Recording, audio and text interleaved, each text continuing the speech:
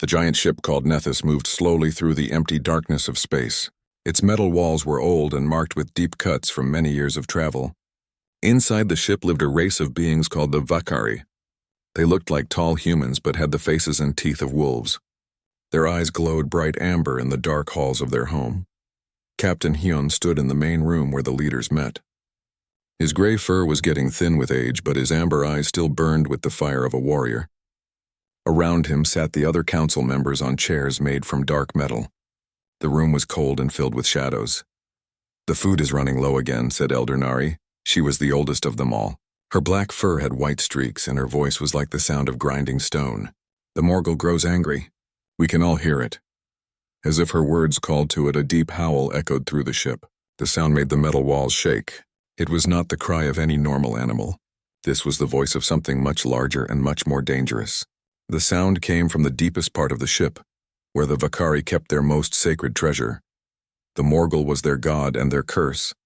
It was a beast so large it filled an entire room. For hundreds of years, the Vakari had fed it prisoners and enemies. In return, the beast would calm down and let them live in peace. But now the food was running out and the Morgul was getting restless. "We need fresh meat," growled Commander Taman. He was younger than the others, with dark brown fur and scars across his face from many battles. "Our scouts found something interesting near the edge of this star system." Captain Hyun leaned forward in his chair. "What did they find?"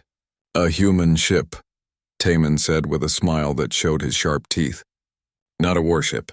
It looks like families trying to find a new home. They have children with them." Elder Nari made a pleased sound deep in her throat. "Humans, they are weak creatures. Soft skin, small teeth, no claws. Perfect food for the Morgul." "How many?"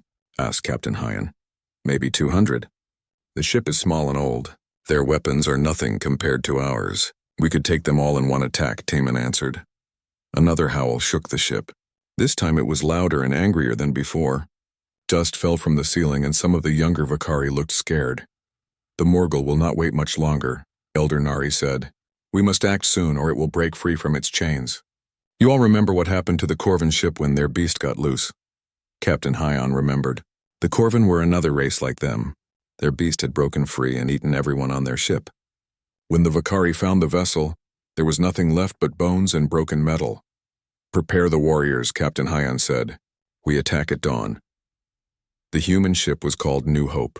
It was much smaller than the Nethys and looked fragile, floating in the darkness.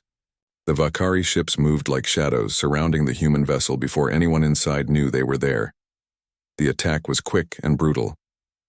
Vakari warriors broke through the human ship's walls using powerful tools that cut through metal like paper. Inside, they found exactly what they expected. Humans running and screaming, trying to protect their families. The humans had small weapons, but they did nothing against the Vakari's thick skin and strong bodies. Commander Taman led his warriors through the narrow halls of the human ship. The smell of fear filled the air and he breathed it in like sweet perfume. This was what he lived for. The hunt, the capture, the victory over weaker beings. In one of the family areas, he found a group of humans hiding behind overturned tables. There were men, women, and several children. Most of them were crying or shaking with fear. But one small boy caught Taman's attention. The boy looked to be about 8 years old. He had black hair and dark eyes that reminded Taman of his own people. But what made him special was that he was not crying. While the adults around him wept and begged, the boy just stared at the Vakari warriors with calm, curious eyes. "Please," said a human woman, probably the boy's mother. "Don't hurt the children. Take us instead." Taman ignored her and pointed at the boy. "That one. Bring him." The woman tried to protect the child, but another warrior pulled her away. The boy did not fight or scream. He just walked forward when Taman called to him. His small hands were steady and his breathing was calm. "What is your name, little human?" Taman asked in the human language. "Jisoo," the boy answered in a quiet voice. "Well, Jisoo, you are very brave. That is good. The Morgul likes brave food." The boy tilted his head like he was thinking about something. "What is a Morgul?" Taman laughed, a sound like rocks falling. "You will find out soon enough." The Vakari took about 50 humans from the ship, including Jisoo. They left the rest alive but took all their food and fuel. The human ship would not be able to follow them or call for help. Back on the Nethys, the prisoners were put in a large cage in the lower levels. The adults huddled together, whispering prayers and trying to comfort each other. But Jisoo stood at the bars, looking out at the strange alien world around him. The Vakari ship was like nothing he had ever seen. The walls were covered with symbols that looked like claw marks. Strange lights cast dancing shadows everywhere. The air smelled like metal and something wild, like the scent of wolves. "Why are you not scared?" asked an older human man named Dr. Minji. Jisoo shrugged his small shoulders. "Being scared will not help us. I want to understand these people instead." Dr. Minji stared at the boy with surprise. In all his years studying alien races, he had never met a child who could stay so calm in such a terrible situation. Elder Nari came to look at the prisoners later that day. Her amber eyes studied each human carefully, like a hunter choosing the best prey. When she saw Jisoo, she stopped and smiled with her sharp teeth. "This one," she said to the guards. "This small one will be perfect for the ceremony. The Morgul will be pleased with such a young offering." The guards nodded and made marks on their tablets. Jisoo listened to everything they said, even though he did not understand their language. He was learning, watching, preparing for whatever would come next. That night, the howls of the Morgul grew even louder. The sound echoed through every part of the ship, making the prisoners huddle closer together. But Jisoo stood at the bars of their cage, listening to the creature's voice with careful attention. Tomorrow, Elder Nari had said, would be the day of the ceremony. Tomorrow little Jisoo would meet the beast that had terrorized the Vakari for generations. But the boy was not thinking about fear or death. He was thinking about the sadness he heard in the Morgul's howls. The morning came with the sound of heavy footsteps echoing through the prison area. Jisoo had been awake for hours, sitting quietly while the other human prisoners slept. He watched the strange lights on the ceiling change from dim blue to bright white as the Vakari ship began its daily cycle. Commander Taemin arrived with 6 guards. Their amber eyes glowed in the artificial light, and their claws clicked against the metal floor with each step. The sound made most of the humans wake up with fear in their hearts. "Time for the ceremony," Taemin announced in his rough voice. "Bring the child." Dr. Minji stepped forward, placing himself between Jisoo and the guards. "Please let me go instead. I am older. I have lived my life." "The boy is just a child," Taemin laughed, showing his sharp teeth. "The Morgul does not want old meat. It prefers the young and tender. Step aside, human, or you will join him." Other adult prisoners began to beg and plead. Some offered their own lives in exchange for Jisoo's safety. A woman named Suna started crying loudly, reaching through the bars toward the boy. But Jisoo calmly walked to the cage door when the guards opened it. "It will be okay," he told the adults in his quiet voice. "Do not worry about me." Dr. Minji grabbed the boy's hand before he could leave.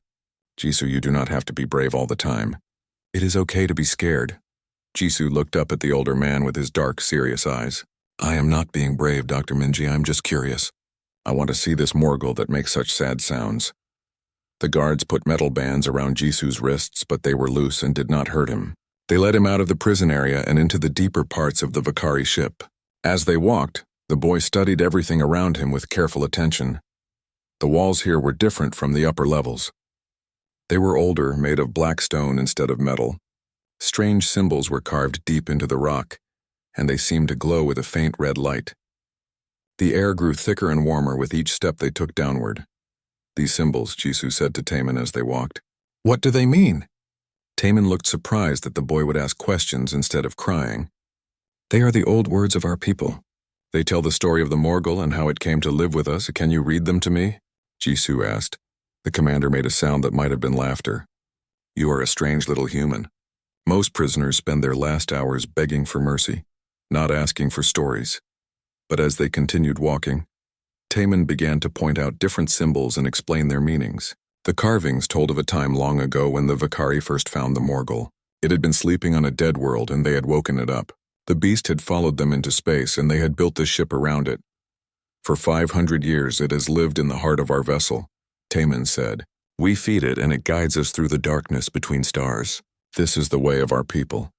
They reached a massive door made of the same black stone as the walls. It was twice as tall as the Vakari warriors and covered with more carved symbols. These symbols were different from the others. They looked angry and sharp like claws tearing through the rock. Elder Nari was waiting for them in front of the door. She wore special robes made of dark red cloth, and her amber eyes gleamed with excitement. Around her stood 12 other Vakari elders, all dressed in the same ceremonial clothes. "Welcome, little offering," Elder Nari said to Jisoo. Her voice was soft now, almost kind, but there was something cold underneath it. "You are about to become part of something greater than yourself. Your sacrifice will feed our God and keep our people safe." Jisoo looked up at her without fear. "What happens after you feed me to the Morgul?" "After?" Elder Nari seemed confused by the question. "After, the beast will be satisfied and we will have peace for another few months. Then we will find more food when it gets hungry again." "But what about the Morgul?" Jisoo asked. "Is it happy living in this dark place? Does anyone ever talk to it?" The elders looked at each other with surprise. Elder Nari frowned at the boys' strange questions. "The Morgul is a beast, child. It does not think or feel like we do. It only knows hunger and the need to feed." Jisoo nodded slowly, but his eyes showed that he was thinking about something else. "I understand." The ceremony began with the elders chanting in the old Vakari language. Their voices rose and fell together, creating a sound like wind blowing through caves.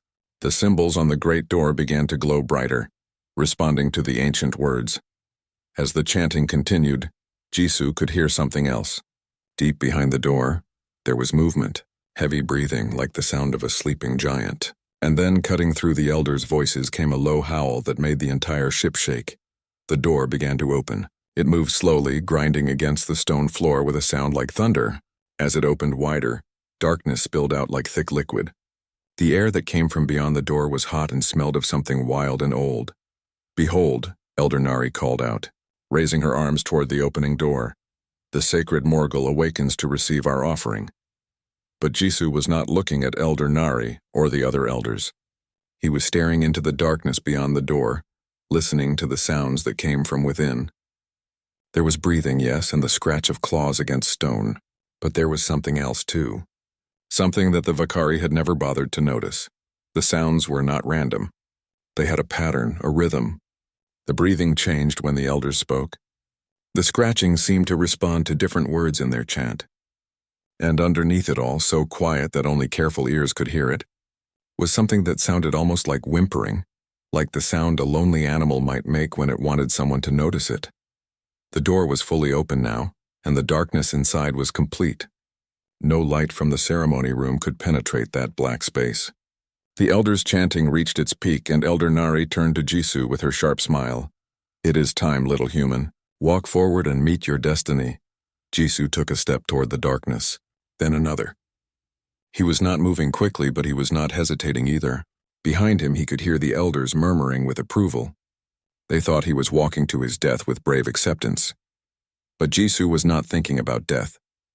He was thinking about the patterns in the sounds, about the way the breathing had changed when he got closer to the door. He was thinking about the sadness he had heard in the howls that echoed through the ship every night. As he reached the edge of the darkness, Jisoo stopped and turned back to Elder Nari. "May I ask the Morgul a question before it eats me?" Elder Nari looked confused again. "What could you possibly want to ask a beast?" "I want to ask if it is lonely," Jisoo said simply. Before Elder Nari could respond, Jisoo turned back toward the darkness and stepped inside. The door began to close behind him, cutting off the light from the ceremony room. In a few moments he would be alone in the dark with the creature that had terrified the Vakari for 500 years. But for some reason he could not explain, Jisoo was not afraid. Instead, he felt something he had not expected to feel in this strange and terrible place. He felt hope. The darkness was complete. Jisoo could not see his own hands in front of his face. The air was warm and thick, making it hard to breathe. He could smell something strange, like wet earth and old metal mixed together. But underneath those smells was something else. Something that reminded him of the dogs he used to pet back on Earth. Jisoo stood still and listened. The breathing was much louder now. Deep, slow breaths that seemed to come from something very large. He could hear the sound of claws scraping against stone as whatever was in the darkness moved around him. "Hello?" Jisoo said in a quiet voice. "My name is Jisoo. I came to meet you." The breathing stopped. Everything became completely silent. Jisoo waited, standing perfectly still in the darkness. He was not scared, just curious about what would happen next. Then he heard something new. A soft sniffing sound, like a dog trying to learn about a new person. The sound came closer and closer until Jisoo could feel warm air moving across his face. Whatever was sniffing him was huge. The breathing came from somewhere far above his head. "Are you the Morgul?" Jisoo asked. "The Vakari told me about you. They said you eat people, but I think maybe you are just lonely." A low rumble came from above him. Not angry or hungry, but more like the sound a confused animal might make. Jisoo slowly reached out his hand toward where he thought the creature might be. His fingers touched something soft and warm. Fur. Very thick fur that felt almost like silk. The creature did not pull away or try to hurt him. Instead, it pushed gently against his hand, like a cat asking to be petted. "You are not scary at all," Jisoo said with a small smile. "You are just very big." Suddenly, two enormous red eyes opened in the darkness above him. They glowed like fires, giving off enough light for Jisoo to finally see the creature he was facing. The Morgul was the largest living thing Jisoo had ever seen. It was like a wolf, but bigger than a house. Its black fur seemed to absorb the light from its own eyes, making it look like it was made of living shadow. Its teeth were long and white, each one as big as Jisoo's hand. But despite its fearsome appearance, the creature's eyes did not look angry or hungry. They looked sad. "Oh," Jisoo whispered. "You really are lonely, are not you?" The great creature lowered its massive head until it was level with Jisoo's face. This close, the boy could see that the Morgul's eyes were not just red. They had flecks of gold and amber in them like tiny stars. The creature studied Jisoo with the same curiosity that the boy showed toward it. Jisoo reached out with both hands and gently touched the sides of the Morgul's enormous head. The fur was even softer than he had thought. "How long have you been alone in this dark place?" he asked. The Morgul made a sound that was almost like a whimper. It was so quiet that Jisoo barely heard it, but it was full of such sadness that it made his heart hurt. "I understand," Jisoo said. "I have been alone too. My parents died and now I have no family. But maybe we can be friends. Would you like that?" The creature's eyes brightened and it made a different sound. This one was deeper and warmer, like the rumbling of a happy cat. The Morgul gently pressed its head against Jisoo's chest, being very careful not to hurt the small boy. Outside the chamber, the Vakari elders were waiting to hear the sounds of their beast feeding. They expected screams and the noise of bones breaking, but instead there was only silence. "What is happening in there?" Commander Taman asked Elder Nari. "The Morgul should have eaten the child by now." Elder Nari frowned. "Perhaps the beast is playing with its food. Some predators like to torment their prey before killing it." But as the minutes passed, they began to hear something strange. It was the sound of a child's voice speaking softly in the human language. They could not understand the words, but the tone was gentle and calm. Even stranger, they began to hear the Morgul responding, not with roars or growls, but with quiet sounds that almost seemed like conversation. "This is impossible," Elder Nari whispered. "The Morgul does not communicate. It only feeds and sleeps." Inside the chamber, Jisoo had found a comfortable spot next to the Morgul's massive body. The creature had curled up like a giant dog, and Jisoo was sitting against its warm side. He had been telling the beast about his life on Earth, about his parents and the journey on the human ship. "We were looking for a new home," Jisoo explained. "My mother said there would be wide open spaces and blue skies. She said I could have a pet when we got there." He patted the Morgul's fur gently.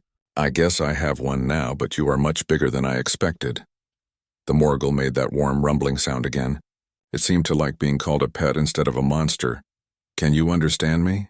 Jisoo asked. "I think you can. You are much smarter than they think you are." The great beast lifted its head and looked directly into Jisoo's eyes. Then very carefully it nodded.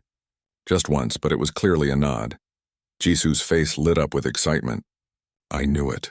You are not just a beast at all. You are a person just like me, just bigger." The Morgul's eyes became brighter, and it made a series of soft sounds that almost sounded like it was trying to speak. The sounds were too deep and strange for Jisoo to understand, but he could hear the intelligence behind them. "I wish I could speak your language," Jisoo said, "but maybe we can learn together. Would you like that?" The creature nodded again, more eagerly this time. Outside the chamber, the Vakari elders were becoming more confused and worried. Captain Hyan had joined them, and he was pacing back and forth in front of the great door. "How long has it been?" he demanded. 2 hours, Commander Taman replied. "Something is very wrong. The Morgul has never behaved like this before." "Should we open the door?" asked one of the younger elders.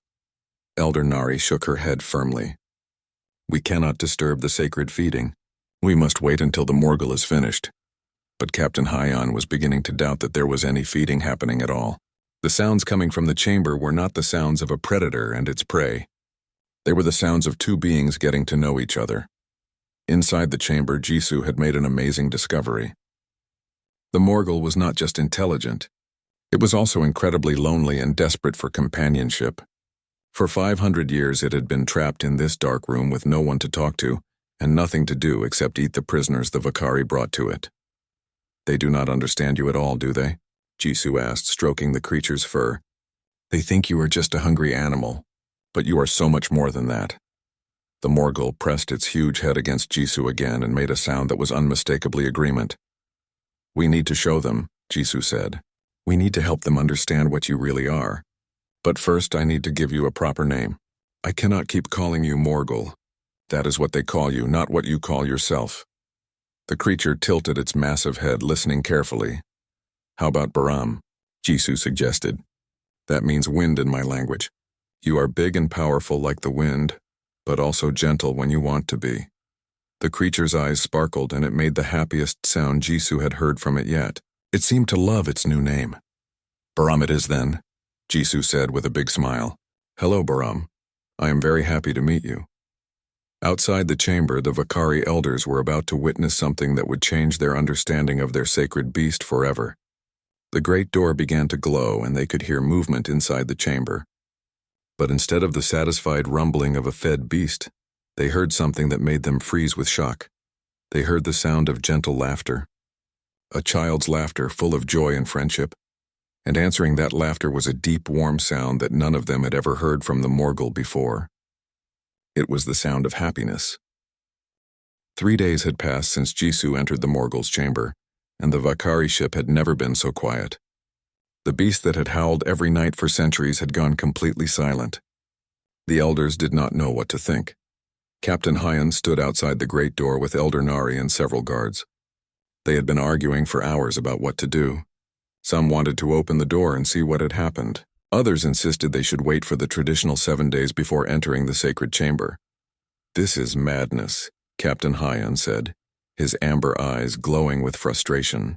The beast has not made a sound in 3 days. Either it is dead or something impossible has happened. The Morgul cannot die, Elder Nari replied firmly. It is eternal, like the stars themselves. The child simply satisfied its hunger more completely than usual. We should be celebrating. But her words sounded hollow even to herself. Deep in her heart, she knew something had changed. The ship itself felt different. Systems that had been failing for years were suddenly working again. The navigation computers that had been giving random readings were now providing clear, accurate information about their location in space. In the human prison area, Dr. Minji was studying these changes with growing excitement. As a scientist, he had spent his career trying to understand how alien technology worked. What he was seeing now should have been impossible. Look at these readings, he whispered to the other prisoners, showing them numbers he had scratched onto the metal wall with a small piece of broken plastic. The ship's power output has increased by 30%. The life support systems are running more efficiently than they have in decades. Something is causing the entire vessel to work better. Suna, the woman who had cried for Jisoo 3 days ago, looked at the numbers with hope in her eyes. Do you think the boy is still alive? Dr. Minji nodded slowly. I think he is not just alive. I think he has done something that the Vakari never thought was possible. Deep in the chamber, Jisoo was learning things about Baram that amazed him more each day. The great creature was not just intelligent. It was connected to the ship in ways that the Vakari had never understood. You make the ship work, do not you? Jisoo asked, sitting comfortably between Baram's massive front paws. All the lights, all the machines, they listen to you. Baram made a series of complex sounds that Jisoo was beginning to understand. The creature was trying to explain something very important, but it was difficult to communicate with only sounds and gestures. Jisoo had an idea. He picked up a piece of loose stone from the floor and began drawing on the chamber wall. He drew simple pictures, a ship, a creature like Baram, and small figures that represented people. As he drew, Baram watched with intense interest. When Jisoo finished his drawings, Baram carefully extended one enormous claw and began adding to the pictures. The creature's drawings were surprisingly detailed and accurate. It drew more ships, more creatures like itself, and showed how they had once worked together with people who looked different from both the Vakari and humans. There were others like you, Jisoo said, studying Bahram's drawings, and other people who understood what you really were. What happened to them? Bahram's eyes grew sad, and it drew pictures of ships flying away, leaving creatures like itself behind. Then it drew the Vakari finding it alone on a dead world and taking it aboard their ship. They found you sleeping and brought you here, Jisoo said, but they never learned how to really communicate with you. They just assumed you were a simple beast. Bahram nodded and made a sound that was clearly frustrated. For 500 years it had tried to help the Vakari understand, but they had been too afraid and too set in their beliefs to listen. That is why you are connected to the ship, Jisoo realized. You were trying to take care of them, even though they kept you locked up in here. You have been keeping their ship running all this time. Outside the chamber, Captain Hyan was facing a crisis. Several of his officers had noticed the improvements in the ship's systems, and they were beginning to ask uncomfortable questions. Commander Taemin burst into the council chamber where the captain was meeting with the elders. Sir, you need to see this. The navigation system is showing us a clear path to a habitable world. Not just any world, but one that appears to be perfect for our needs. Captain Hyun looked up from the ancient texts he had been studying. How is that possible? Our navigation has been unreliable for decades. That is not all, Taemin continued. The engines are running at full efficiency for the first time in years. We could reach this world in just a few weeks instead of the months it should take. Elder Nari frowned deeply. These changes began when the human child entered the sacred chamber. This cannot be a coincidence. What are you suggesting? Captain Hyan asked. I am suggesting that the child has somehow contaminated our sacred beast, Elder Nari said angrily. Perhaps human presence has made the Morgul sick. We should open the door and remove the child's remains before more damage is done. But Captain Hyan was thinking about something else. He remembered stories from his childhood, tales that the oldest elders claimed were just myths. Stories about creatures like the Morgul who could speak and think and help their people travel between the stars. Stories about partnerships between different races and beasts that were not beasts at all. What if the old stories were true? He said quietly. Elder Nari stared at him in shock. You cannot be serious. Those are children's tales, nothing more. Are they?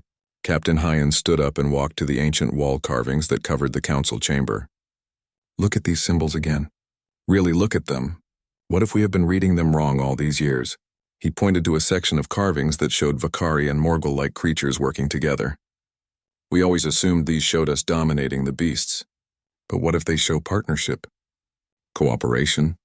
Commander Taemin stepped closer to examine the carvings. The creatures in these pictures do not look like prisoners. They look like they are choosing to help. Exactly, Captain Hyun said. What if the Morgul is not our prisoner at all? What if it has been our partner all along, and we were simply too blind to see it? In the chamber, Jisoo was making another remarkable discovery. Bahram had shown him a hidden section of the room where strange plants grew in the darkness. These plants glowed with soft, bioluminescent light, and they seemed to respond to Bahram's presence. You have been growing these for food, Jisoo realized. You do not need to eat people at all. You have your own food here. Bahram made a confirming sound and showed Jisoo how the plants grew from nutrients in the ship's systems. The creature had been sustaining itself this way for centuries, only eating the prisoners the Vakari brought because it did not want to let them know the truth. But why? Jisoo asked. Why did you let them think you needed to eat people? Bahram's answer was complex, but Jisoo gradually understood. The creature had been trying to protect the Vakari from something, by pretending to be a simple beast that needed feeding. It had been hiding its true capabilities from potential enemies. It had been acting like a guard dog, making the Vakari seem more dangerous than they really were. You were protecting them, Jisoo said with amazement. Even though they kept you locked up, you were still trying to keep them safe. Bahram nodded and made a sound that was full of affection. Despite everything, it cared about the Vakari people. We need to tell them, Jisoo said firmly. We need to help them understand what you really are, and what you have been doing for them all these years. But Bahram looked worried. It made sounds that clearly meant danger, and drew pictures showing other creatures like itself being hurt by people who feared them. You are afraid they will hurt you if they know the truth, Jisoo said. But I think Captain Hyun is different from Elder Nari. I think he might listen. Jisoo stood up and walked to the great door. He placed his small hands against the ancient stone and called out in his loudest voice, "Captain Hyan, I need to talk to you. Bahram has something very important to show you." On the other side of the door, the Vakari froze in shock. The child was alive and he had just called their sacred beast by a name. Did that human child just say that the Morgul has something to show us? Commander Taman asked in disbelief. Captain Hyan stepped closer to the door. Child, are you harmed? Are you safe? I am fine, Jisoo called back. Better than fine. But you need to open the door. There are things about Bahram that you do not understand. Important things that could help your people. Elder Nari hissed with anger. The child speaks as if the sacred beast is his friend. This is blasphemy. But Captain Hyan was remembering the improved ship systems, the clear navigation readings, and the old stories he had dismissed as myths. Maybe it was time to stop assuming and start learning. Open the door, he commanded. Sir, that could be dangerous, Commander Taman warned. Captain Hyan looked at his officer with steady amber eyes. I think we have been living with danger for 500 years without knowing it. Maybe it is time to face the truth.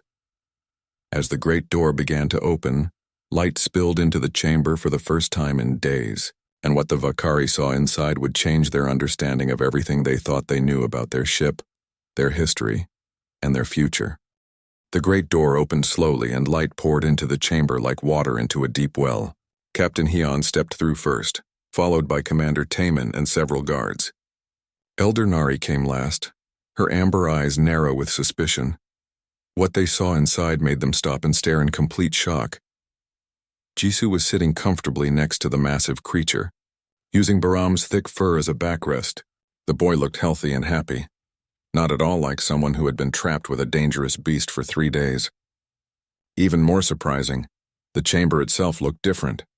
Plants glowed softly along the walls, casting gentle light throughout the space. The floor was covered with soft moss that seemed to pulse with life. And most shocking of all, the walls were covered with new drawings, complex pictures that showed ships, creatures, and people working together. Hello, Captain Hyan, Jisoo said politely, as if he was greeting a neighbor instead of the leader of an alien race. I'm glad you decided to come inside. Bahram has been waiting to meet you properly. At the sound of the boy's voice, the enormous creature lifted its head and looked directly at Captain Hyan. But instead of the mindless hunger the captain expected to see, Bahram's eyes showed intelligence, curiosity, and something that looked almost like hope. This is impossible, Elder Nari whispered. The Morgul should have devoured the child days ago. Bahram does not eat people, Jisoo explained calmly. He never needed to. He has been growing his own food all along. The boy pointed to the glowing plants around them. He only ate the prisoners you brought because he was trying to protect you. Protect us? Captain Hyan asked. From what? Bahram made a series of complex sounds, and Jisoo listened carefully. The boy was getting better at understanding the creature's language, though it was still difficult. He says there are other ships out there, ships with people who hunt creatures like him. He was pretending to be a simple beast so they would not know how valuable he really is. Commander Taman stepped closer, his hand on his weapon. How can you understand it? The Morgul has never spoken to any of us. His name is Bahram, Jisoo corrected gently. And he has been trying to talk to you for 500 years. You just were not listening the right way. Bahram began drawing in the sand on the chamber floor with one enormous claw. The pictures he drew were incredibly detailed, showing star maps and navigation routes through space. As he drew, the plants around the chamber glowed brighter, responding to his movements. The ship's systems, Captain Hyan realized. The improvements we have been seeing. It is him, is not it? Jisoo nodded. Bahram is connected to your entire ship. He has been keeping it running all this time. The navigation, the life support, the engines, everything works better when he is happy and healthy. Elder Nari made a sound of disbelief. You expect us to believe that our sacred beast has been helping us? We are the ones who feed it and care for it. You locked him in a dark room for 500 years, Jisoo said, his young voice carrying a note of sadness. He has been alone and sad, but he still took care of your people because he is good and kind. Bahram made a soft sound and gently nudged Jisoo with his massive head. The boy smiled and patted the creature's snout affectionately. Captain. Hyan found himself thinking about all the times their ship had mysteriously avoided dangerous asteroid fields or found safe routes through hostile space. He had always credited Vakari's skill and luck. But what if it had been something else entirely? If this creature has such abilities, he said slowly, why did it never show us before? Jisoo looked up at the captain with serious dark eyes. Because you were afraid of him. You saw him as a monster instead of a friend. Baram knew that if you understood what he really was, you might try to use his power for bad things, or other people might try to hurt him to get his abilities.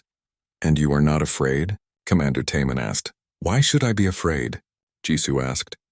Baram is gentle and smart and lonely. He just wanted someone to talk to and be his friend. At that moment, Dr. Minji and several other human prisoners appeared in the doorway.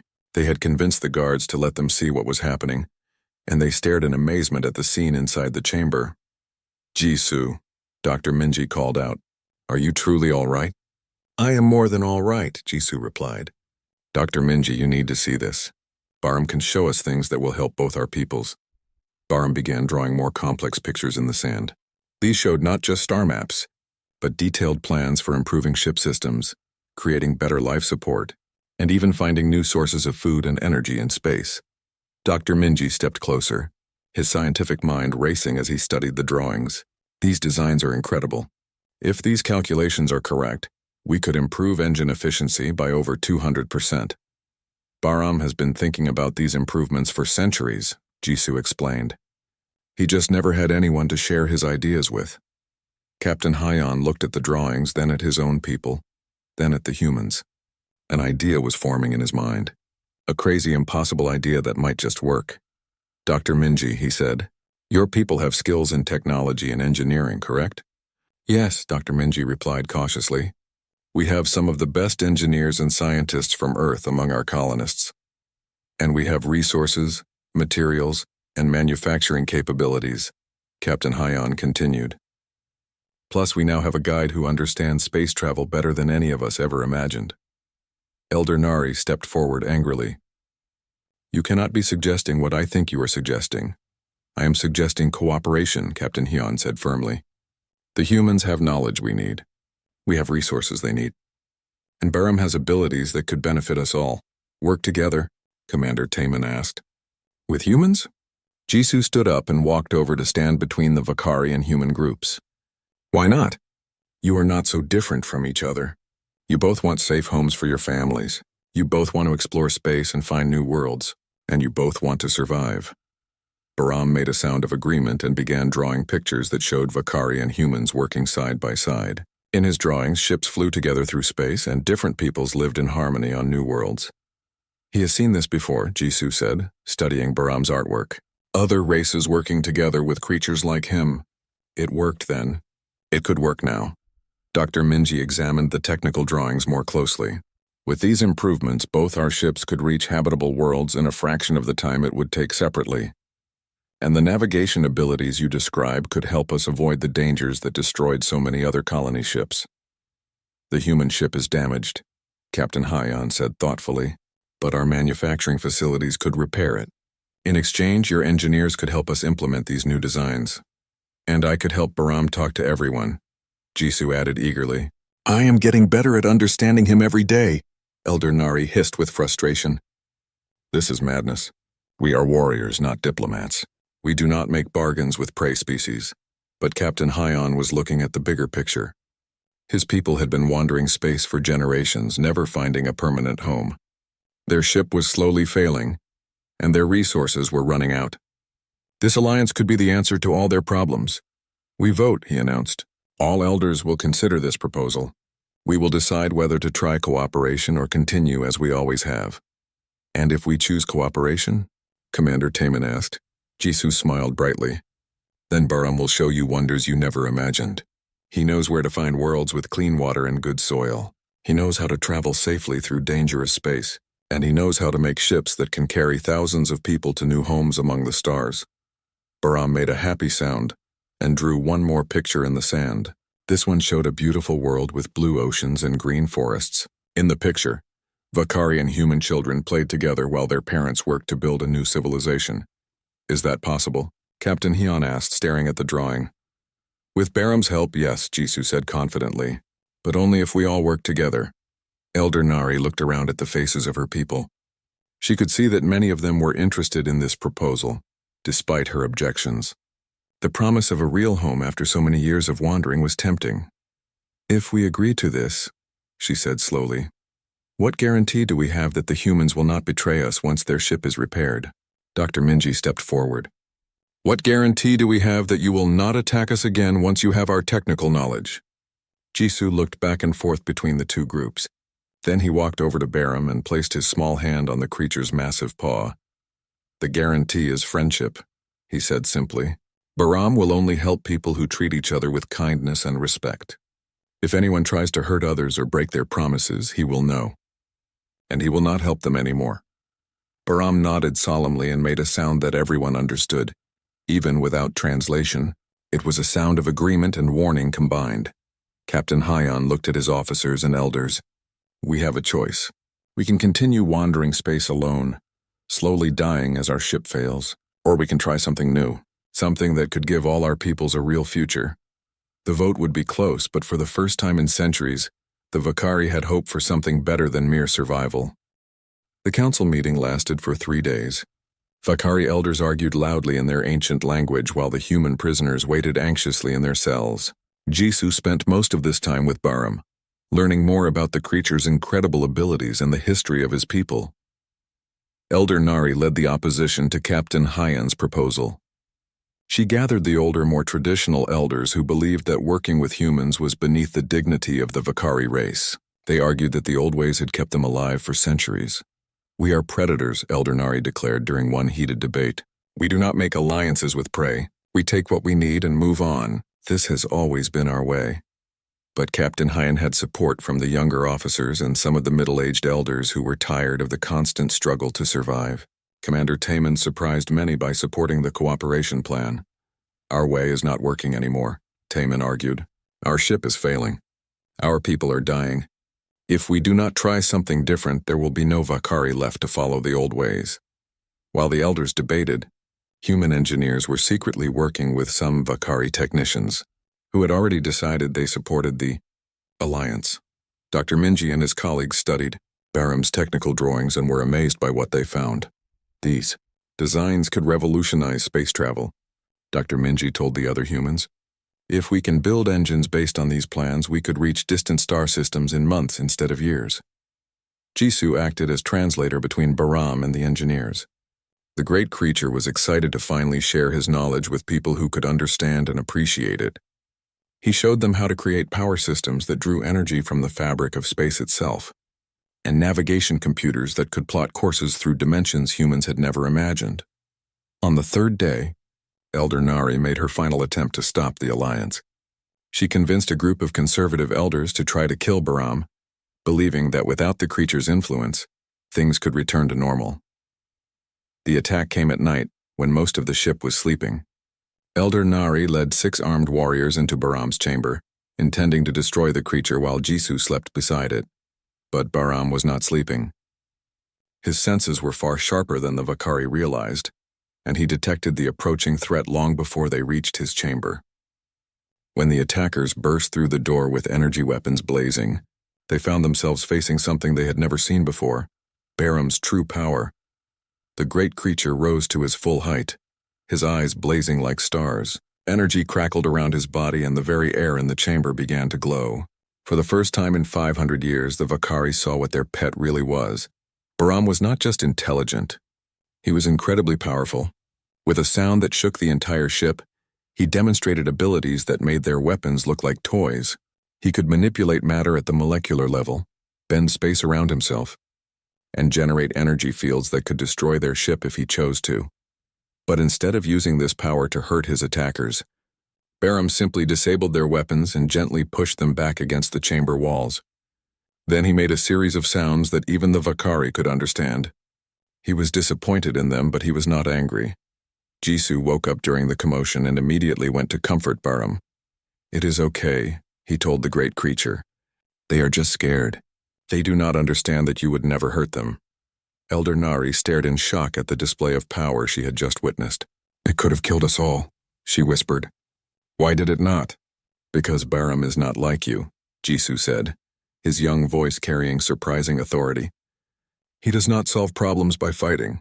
He solves them by helping. Word of the attack spread quickly through the ship. When Captain Hyon learned what had happened, he called an immediate vote. The elders who had witnessed Barham's restraint and mercy changed their minds about the alliance. Even some of Elder Nari's supporters began to question the wisdom of opposing such a powerful but benevolent creature. The final vote was close, but Captain Hyon's proposal won. The Vakari would form an alliance with the humans, with Bahram as their guide and partner. The changes began immediately. Human engineers worked day and night with Vakari technicians to repair both ships and implement Bahram's advanced designs. The great creature moved freely through both vessels, no longer trapped in his dark chamber. Jisoo rode on Bahram's back as they traveled between the ships, translating the creature's technical advice and helping the mixed teams understand each other. Within weeks, both ships were running better than they had in decades. The human vessel New Hope was fully repaired and upgraded with Vakari technology. The Vakari ship Nethys was enhanced with human engineering and Bahram's advanced power systems. Most importantly, Bahram's psychic navigation abilities gave them a clear path to their destination. There, Bahram indicated through Jisoo, pointing with one massive claw at a star chart displayed on the main screen. 3 weeks travel, perfect world. Water, good soil, safe from storms. Dr. Minji studied the readings with excitement. The atmospheric composition is ideal for both our species. And look at these mineral surveys Bahram is providing. This world has everything we need to build a thriving civilization. The journey to the new world became a time of learning and cooperation. Vakari warriors trained human colonists in combat techniques, while human teachers shared knowledge of science and technology with young Vakari. Children from both species played together in the ship's corridors, their laughter echoing through halls that had once known only the sounds of fear and conflict. Jisoo became something more than just a translator. He was a bridge between 3 different forms of intelligence: human creativity, Vakari strength, and Bahram's ancient wisdom. The boy had grown taller and more confident during their journey, but he remained humble and kind. The most important thing, Jisoo often told the mixed groups of children who gathered around him, is to remember that being different does not mean being enemies. Bahram taught me that. Elder Nari, who had opposed the alliance so strongly, gradually came to see its value. She watched Vakari and human engineers solve problems together that neither group could have handled alone. She saw her own grandchildren learning new games from human children and teaching them Vakari hunting skills in return. Perhaps, she admitted to Captain Hyon one day, the old ways were not always the best ways. When they finally reached the new world, it was even more beautiful than Bahram's navigation had promised. Blue oceans stretched between green continents under golden skies. The air was clean and fresh, perfect for both species to breathe. Rivers flowed with clear water, and the soil was rich enough to grow food for thousands of people. The landing was carefully planned. Both ships touched down in a large valley surrounded by gentle hills. The location provided protection from storms while offering easy access to water, forests, and mineral deposits. Jisoo was among the first to step onto the New World's surface. He breathed deeply, smelling flowers and growing things for the first time in months. Bahram emerged from the ships and stretched his massive body, clearly happy to be in open spaces again. "This is home," Jisoo said, patting Bahram's side affectionately. "Our new home." But the greatest surprise was yet to come. As the colonists began exploring their new world, they discovered they were not alone. Deep in caves beneath the valley, they found eggs, dozens of them, each one the size of a small house. More like Bahram, Dr. Minji breathed as they studied the ancient nesting site. His people used to live here. Bahram's excitement was visible as he carefully examined the eggs. Through Jisoo, he explained that these were eggs of his own species, left here long ago when his people traveled to other worlds. The eggs had been waiting in deep sleep for the right conditions to awaken. They were waiting for someone to come and take care of them, Jisoo translated, just like Bahram was waiting for someone to understand him. Under Bahram's guidance, the colonists created the proper conditions for the eggs to hatch. Warm pools were built in the caves and special nutrients were provided. Within days, the first baby creatures began to emerge. They were smaller versions of Bahram, with the same intelligent eyes and gentle nature. But unlike their ancient parent, these young ones would grow up knowing friendship and cooperation from the very beginning.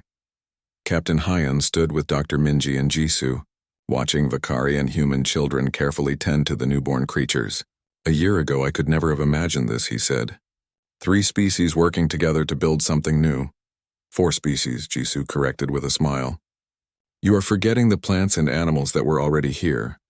They are part of our new home too." The first permanent buildings rose quickly, designed by mixed teams of architects who combined the best ideas from all their cultures. Vakari engineering created structures that could withstand storms and earthquakes. Human technology provided efficient power and communication systems, and Baram's knowledge helped them build in harmony with the natural world around them. Schools were established where children of all species learned together. Vakari cubs learned human mathematics and science. Human children learned Vakari hunting skills and warrior disciplines, and all of them learned to communicate with the growing family of Baram's people, who served as guides and companions. Jisoo, now 12 years old, became the first official ambassador between the species. He had learned to speak fluent Vakari and could communicate complex ideas with Baram and the other creatures. More importantly, he had learned how to help different peoples understand each other's needs and fears. "The key," he explained to a group of new arrivals from both ships, "is to remember that everyone wants the same basic things: safety for their families, enough food to eat, and friends they can trust. When you focus on what people have in common instead of how they are different, working together becomes easy." Years passed, and the colony grew into a thriving city. Markets bustled with trade between different species. Mixed families became common, with Vakari and humans adopting children of both races. The young creatures of Baram's species grew large and wise, helping with everything from construction projects to weather prediction. Elder Nari, now very old but still sharp, often sat with Jisoo in the central garden where a statue of Baram had been erected. "Do you ever regret it?" she asked one day.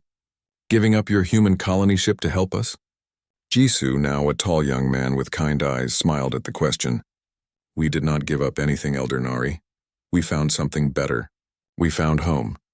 The statue behind them showed Baram surrounded by children of all species, his great head lowered to their level as he listened to their stories. At the base of the statue, words were carved in 3 languages: Vakari, human, and the ancient script of Baram's people. The words said simply, "Here different peoples learned that friendship is stronger than fear." As the twin sun set over their new world, casting golden light across the growing city, the sounds of evening life began. Vakari families calling their children home for dinner, human voices singing lullabies, and the deep, gentle rumbling of Baram's people, content and peaceful in their new home. Jisoo stood up and walked toward his own home, where his adopted Vakari parents waited with dinner and stories. Tomorrow would bring new challenges and new opportunities, but tonight, under the alien stars of their adopted world, 3 species slept in peace, knowing they had found something precious. They had found each other,